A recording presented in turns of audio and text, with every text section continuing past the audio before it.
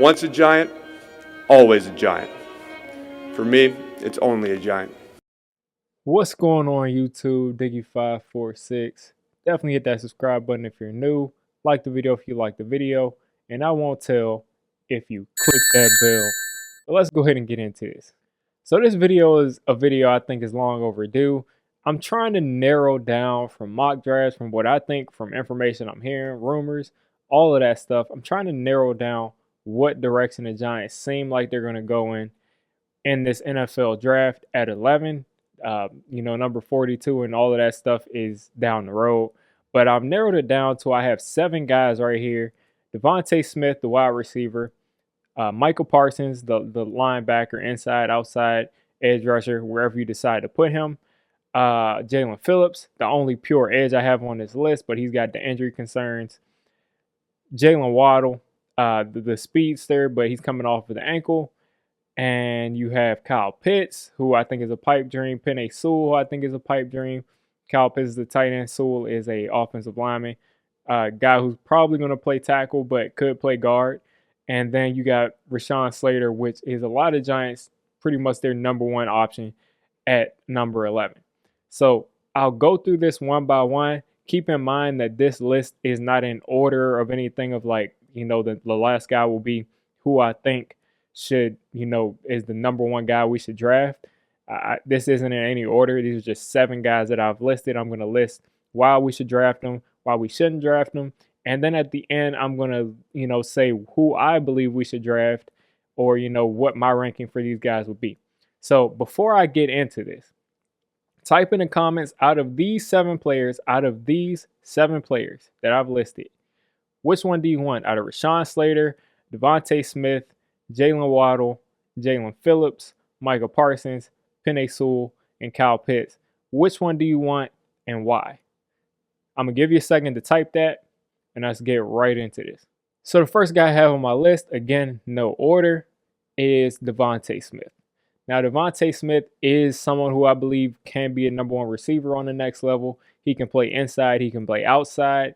He can play on the line as far as X. He can play off the line. I think he can really line up anywhere. He has enough of, differentiation in his releases and his route running with how smart he is as a player to really take that next step and be that elite wide receiver in the NFL. And more receivers are starting to be elite receivers year one. So keep that in mind. You have a lot better chance of taking a receiver that's going to be at a Pro Bowl level. You have a better chance of doing that than pretty much any other position at this point. Most of these receivers and sometimes even these quarterbacks are developing in the stars almost year one. So DeVonta Smith, I believe, would be well worth that 11th pick.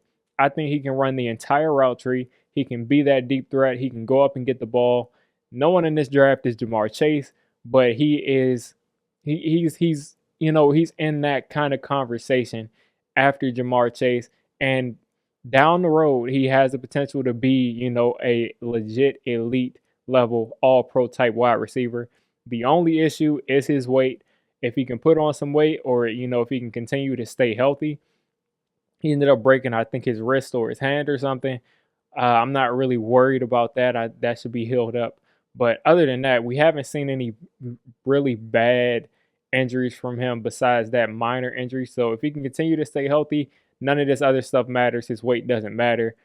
That's really the only downside to him is the weight. And I think that won't really be an issue. So moving on to my second prospect I have on this list. Again, not in any order. Michael Parsons. Michael Parsons is someone who I think has all of the physical tools, like beyond all the crazy physical tools that you could ever ask for. You can put him as an inside backer. You can put him as an outside backer. You can put him on the edge in a pinch, and he can get pressure for you. He's great at attacking what's in front of him, but I do have questions about his instincts. Now, he has been an edge rusher in high school. He was an edge in high school, and he's still learning the position. So that could be why he's a little slow to react to things. And I'm very sure, I don't know why I'm blanking on this because I've done my research on him, but I'm pretty sure that he was an opt-out. I'm pretty sure he was an opt-out, and that just makes it that much more possible that he's still learning the position. He has not had much experience playing linebacker, especially inside and covering downfield. So that's a lot to pick up on. But I think Michael Parsons is a really intriguing prospect. He's so versatile. He just has got to get better with learning the position, learning where to be in pass coverage. But day one, he's going to provide. I think he's going to provide pretty good run support. I think he's going to make some plays for you. He's going to force some fumbles. He's going to be a guy that's probably, going to make a couple of impact plays a season. He's just an athletic freak.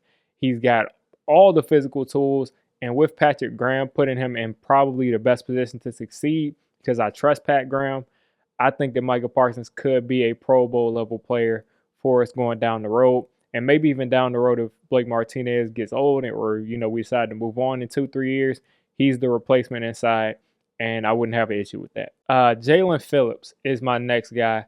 And Jalen Phillips is someone who if Jalen Phillips didn't have these concussions, he had 3 concussions at UCLA. He had a motorcycle incident, I'm pretty sure, accident, where he ended up messing up his knee, and it's gotten to the point where it's a degenerative knee.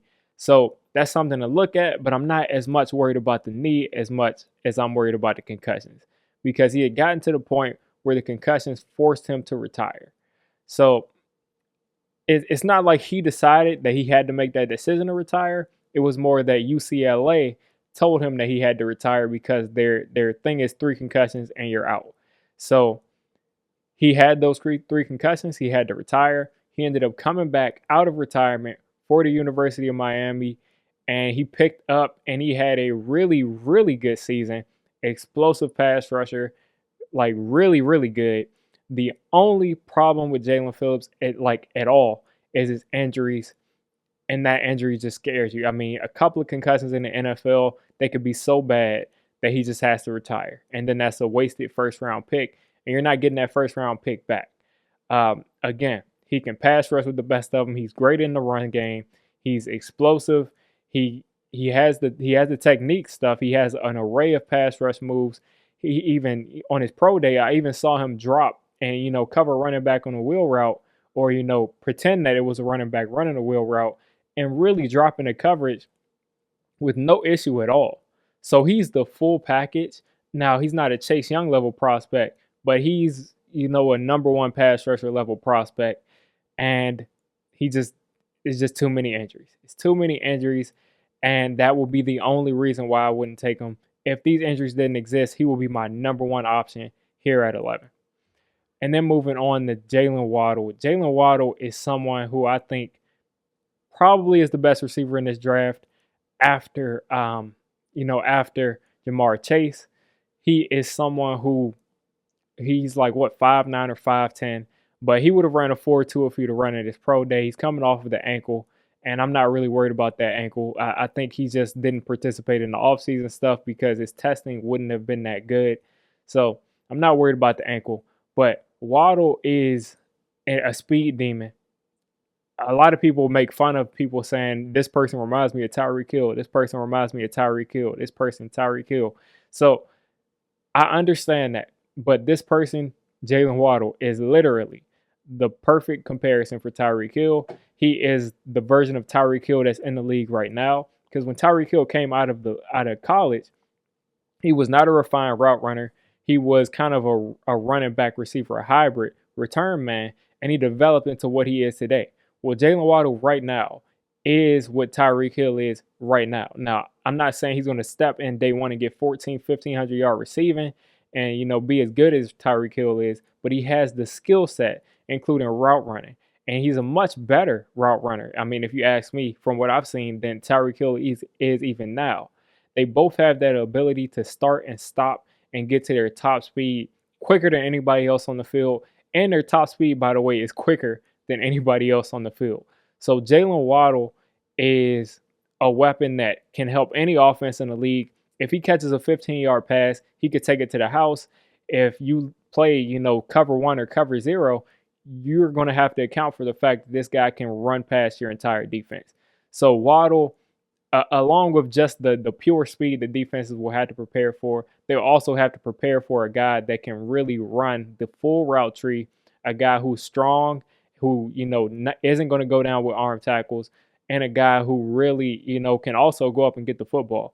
So Jaylen Waddle would probably be the number one receiver I would target if I was going to target a receiver at 11. And then next up, we got Kyle Pitts. Now, listen, I defended Kyle Pitts a couple of months ago because I was saying if the top three receivers are gone, and this is before the Golladay thing, the top three receivers are gone, and this was also before, Rudolph, I would want to go after Kyle Pitts if he's there at 11. And I'm thinking, like, he's a tight end. I understand he's a hybrid, but he should be there at 11. I'm thinking he's a tight end. It's like a no-brainer that he'll be there at 11.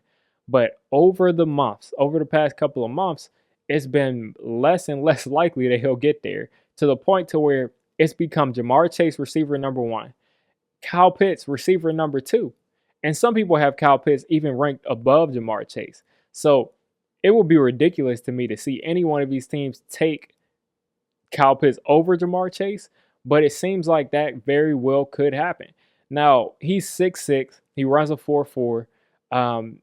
I've heard places that Florida's pro day times are usually slower than the combine times.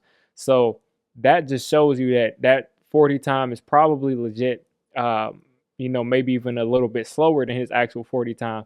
So Kyle Pitts, he has all of the tools. He can run routes. I wouldn't say he's like a deadly route runner, like someone like, a Jerry Jeudy, or I wouldn't say he's some deadly route runner and that's like how he wins every time. He usually wins from positioning, just speed, strength, all that kind of ways, but he can run routes at an elite level for a tight end. But he's going to be doing a lot of moving around, and we'll just see how he ends up being used in the NFL. But if he's there at 11, I think he's worth that 11th pick, depending on what else is on the board. And, if we make that pick, even, no matter who else is on the board, I'll understand why they went in that direction. I wouldn't take him over Jamar Chase.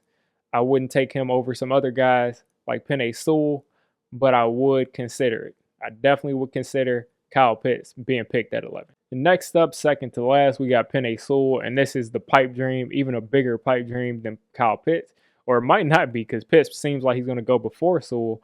I mean, Sewell is the best offensive lineman in this draft, in my opinion. Still, he may not be as refined as Slater, but he is a guy who is built for being an elite offensive line player. He's strong, he's physical, he's quick, he can play guard or tackle.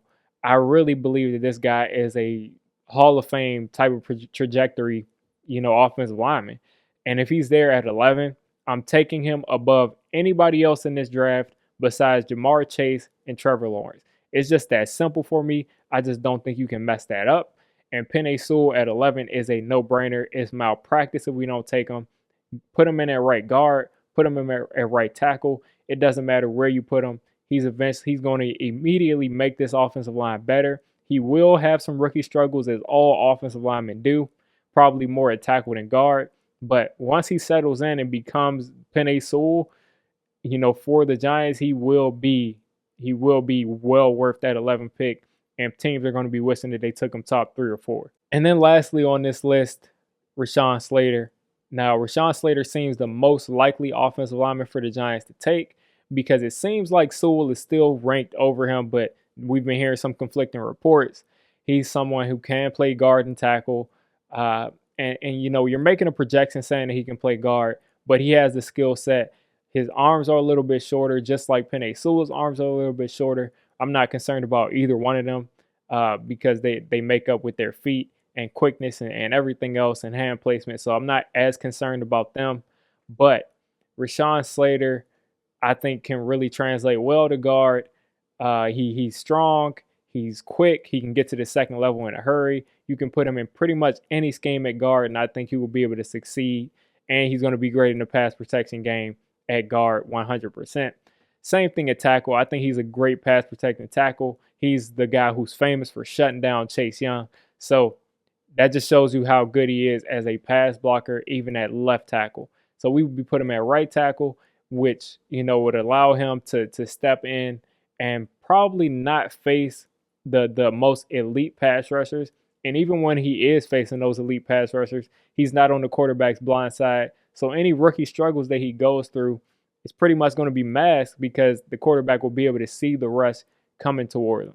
So Rashawn Slater is someone that I would heavily consider realistically, because I don't think that Sewell will be there. And I think that there's a good shot that Rashawn Slater will be there, depending on how the rest of the board plays out. But Rashawn Slater is my offensive lineman 2 in this draft, and he is definitely well worth that 11th pick. So after I presented all 7 of these guys towards you, if you haven't yet typed who you want in this comment section, go ahead and type it now. But out of these 7 players, I'll pick 3 first, and then I'll kind of narrow it down to 1. Rashawn Slater is someone who I can't leave off this list. Penei Sewell is someone I can't leave off this list. And I would say Jaylen Waddle is someone I cannot leave off this list. DeVonta Smith, the small frame kind of concerns me, but he may be the only Alabama receiver here, and he would be the next guy up if Waddle would be gone. But if all 7 are there in this magic world, then these are the guys I would consider: Waddle, Sewell, and Slater. And then you look at the fact that Sewell probably will not be there, and I want this video to be somewhat realistic. So you're really looking at Rashawn Slater versus Jaylen Waddle. So I think that Jaylen Waddle is a much better player than Rashawn Slater is, even though I think Rashawn Slater is a guy who in any draft will be a top 15 pick.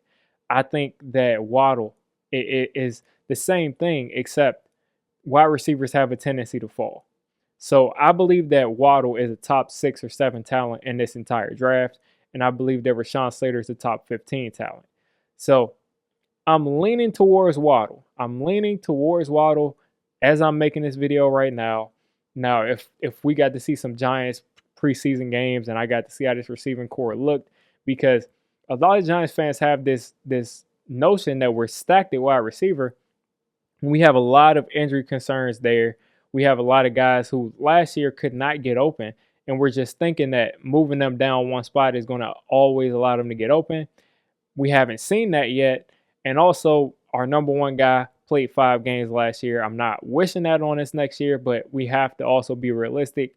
And Waddle is a long-term solution because we'll probably be moving on from Sterling Shepard after this upcoming year. So I'm leaning towards Waddle, but Rashawn Slater would definitely step in and fill either that right tackle or right guard spot. And the only reason I'm taking Waddle before him is because I believe that the Giants want to give Matt Parrott another chance. I believe that they want to develop Matt Parrott into the right tackle of the future, and that would be great to take a guy in the 3rd round and get him at that spot. And then go into the 2nd, 3rd round and take a Landon Dickerson, take a Ben Cleveland, take a Wyatt Davis, or, any one of these other guards, Quinn Miners, but take any one of these guys in the 2nd round, 3rd round, and plug them in, and I think they solved that right guard spot. So you guys let me know what you think of this video, and who would you have gone with? I know a lot of guys are going to want offensive line. I know some guys are going to say Greg Rousseau. Some guys are going to say, how could you pass on Kyle Pitts? So let me know in the comments. So if you made it this deep into the video, I'm calling you a D6 squad member. If you're a D6 squad member, you got to hit that subscribe button. You got to turn on that notification bell. And listen, I make all kinds of content for NFL teams. So if you're not a Giants fan, don't worry. I'll cover your team. If I'm not covering your team, let me know. And have a good one.